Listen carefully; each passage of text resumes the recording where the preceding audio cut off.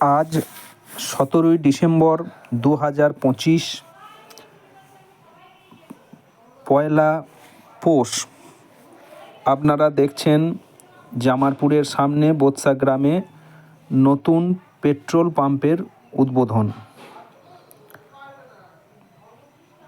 উপলক্ষে সকলে তেল নিতে ব্যস্ত। অনেক ভিড় জমে গেছে তেল নেওয়ার জন্য। আজই পেট্রোল পাম্পটার উদ্বোধন হলো।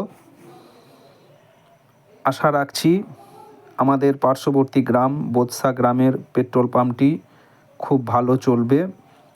যিনি পেট্রোল পাম্পটি করেছে তাকে জানাই অভিনন্দন। আপনার বিজনেস খুব ভালো চলুক, এই আশা রাখি ভগবানের কাছে। আপনি ভালো থাকবেন। নমস্কার।